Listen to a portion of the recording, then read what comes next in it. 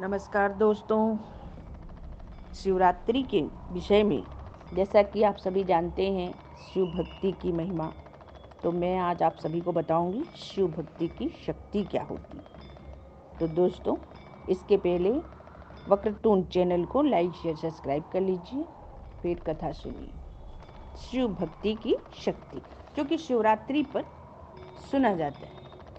शिवरात्रि एक महापवित्र और बहुत बड़ा शिव जी का व्रत उपवास भक्ति का दिन है, जिसमें पूजा पाठ किया जाता है, व्रत रखा जाता है। तो ये कहानी सुनिए। सुप्रिया नामक एक बड़ा धर्मात्मा और सदाचारी वैश्य था। वह भगवान शिव का अनन्य भक्त था। वह निरंतर उनकी आराधना, पूजन और ध्यान में तल्लीन रहता था। अपने सारे कार्य वह भगवान शिव को अर्पित करता रहता था। मन वचन कर्म से वह पूर्णतः शिवार्चन में ही तल्लीन रहता था। उसकी इस शिव भक्ति से दारुक नामक एक राक्षस बहुत क्रुद्ध रहता था।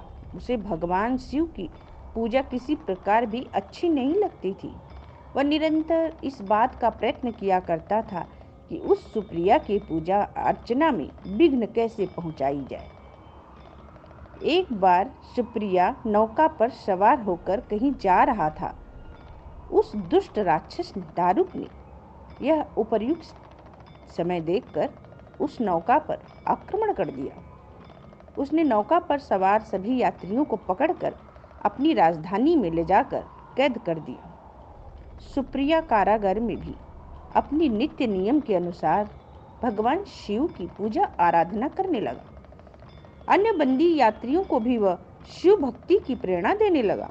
दारुक ने जब अपने सेवकों से सुप्रिया के विषय में यह समाचार सुना, तब वह अत्यंत क्रुद्ध होकर उस कारागार में आ पहुंचा।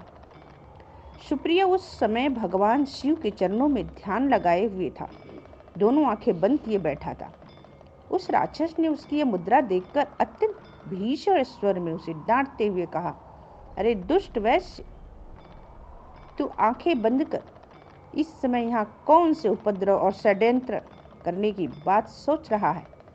उसका यह कहने पर भी धर्मात्मा शिव भक्त सुप्रिया ने वैश्य की समाधि भंग नहीं हुई।